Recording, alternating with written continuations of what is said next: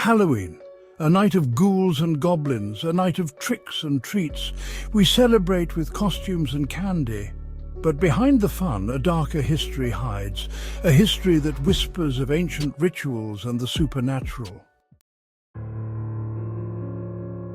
Imagine a time long ago. The Celts, a people of Europe, celebrated a festival called Samhain. It marked the end of their year on October 31st. This was a time between times. The harvest was over, winter was coming, and the Celts believed the boundary between worlds grew thin. During Samhain, the Celts would gather around large bonfires, which were believed to ward off evil spirits. They wore costumes, often made of animal heads and skins, to disguise themselves from any wandering spirits. This was a time of great significance, as they believed that the spirits of the dead could cross over into the world of the living. Offerings of food and drink were left outside homes to appease these spirits and ensure a bountiful harvest for the coming year. The Celts also believed that this was a time when the gods and other supernatural beings were particularly active, influencing the world in mysterious ways. Divination was a common practice during Samhain.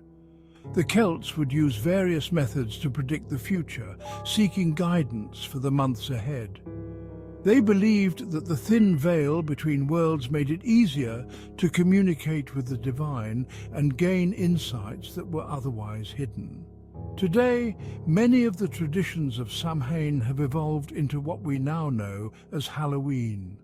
The costumes, the trick-or-treating, and the spooky decorations all have their roots in this ancient Celtic festival. While the meaning and practices have changed over time, the essence of celebrating the thin boundary between worlds remains. As the sun sets on October 31st, remember the Celts and their belief in the thin veil between worlds. It's a time to reflect on the past, honor those who have gone before us, and embrace the mysteries that lie beyond our understanding. The veil is thin, and the magic of Samhain lives on. The end of the harvest was a time of both fear and celebration. Food was stored for winter, but winter meant darkness, cold, and hunger. The Celts worried about survival. They believed spirits could cross over during Samhain. The Celts believed spirits roamed the earth on Samhain. These weren't always friendly spirits. Some were mischievous, some were dangerous. Bonfires blazed throughout the land. The Celts hoped to appease these spirits and keep them at bay. As centuries passed, the ancient Celtic festival of Samhain began to blend with other traditions and customs. The Catholic Church, in an effort to Christianize the pagan celebrations, established All Saints' Day on November 1st. This day was meant to honor all the saints who did not have a specific feast day of their own. Following this, All Souls' Day was introduced on November 2nd, a day dedicated to praying for the souls of the departed. These days were intended to honor both the saints and the dead, creating a time of reflection and remembrance. However, despite these new Christian holidays, the echoes of Samhain remain deeply rooted in the culture. The night of October 31st, known as All Hallows' Eve, continued to be a time when people believed the veil between the living and the dead was at its thinnest. They feared the spirits that were said to walk the earth on this night, and many of the old Samhain traditions persisted. People would light bonfires to ward off evil spirits and carve turnips into lanterns to scare away any malevolent beings. Over time, these turnip lanterns evolved into the pumpkins we know today as JackOLanterns. Costumes were worn to disguise oneself from wandering spirits, a practice that has transformed into the modern-day tradition of dressing up for Halloween. Even as the world changed and new traditions emerged, the essence of Samhain continued to echo through the ages, reminding us of a time when the boundary between the living and the dead was believed to be fragile and permeable. To appease wandering spirits, people began leaving offerings of food and drink. They hoped to prevent bad luck. This custom evolved into something new, trick-or-treating. Children dressed as creatures of the night would go door to door. They'd perform tricks or sing songs in exchange for treats.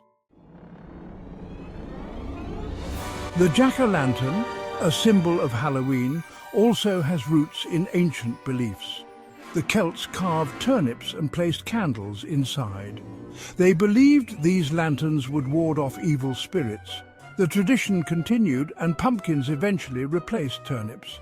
Now, these glowing grins light up our Halloween nights. Costumes were another way to deal with the spirits of Samhain. By dressing as frightening creatures, people hoped to blend in with the spirits.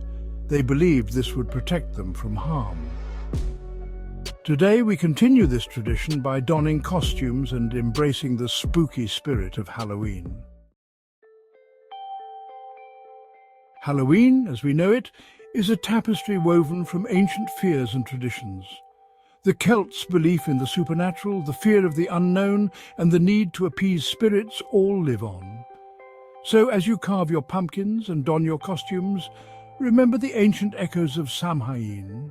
Remember the night when the veil between worlds is at its thinnest. Happy Halloween. The origins of Halloween can be traced back over 2,000 years to the ancient Celtic festival of Samhain, celebrated on the night of October 31st. The Celts, who lived in what is now Ireland, the United Kingdom and northern France, believed that on this night the boundary between the living and the dead became blurred. They thought that the ghosts of the dead returned to Earth, causing trouble and damaging crops. To commemorate the event, Druids or Celtic priests built huge sacred bonfires where people gathered to burn crops and animals as sacrifices to the Celtic deities. During the celebration, the Celts wore costumes, typically consisting of animal heads and skins, to ward off roaming ghosts. They believed that by disguising themselves, they could avoid being recognized by these spirits. The bonfires were also a source of light and warmth, guiding the spirits back to the other world. As the night progressed, the Celts would relight their hearth fires, which they had extinguished earlier in the evening, from the sacred bonfire to help protect them during the coming winter. With the spread of Christianity, the festival of Samhain was merged with the Christian holiday of All Saints' Day, also known as All Hallows' Day, celebrated on November 1st. The night before, known as All Hallows' Eve, eventually became Halloween. The traditions evolved, but the essence of the celebration remained the same, a time to honor the dead and protect the living from malevolent spirits. Today, Halloween is a blend of ancient customs and modern festivities. Children dress up in costumes and go trick-or-treating, while adults attend parties and decorate their homes with spooky themes. Yet the echoes of the past still linger. The jack-o'-lanterns we carve are reminiscent of the turnip lanterns the Celts used to ward off evil spirits. The costumes we wear are a nod to the disguises worn by our ancestors to protect themselves from the supernatural. So as you carve your pumpkins and don your costumes, remember the ancient echoes of Samhain. Remember the night when the veil between worlds is at its thinnest. Happy Halloween!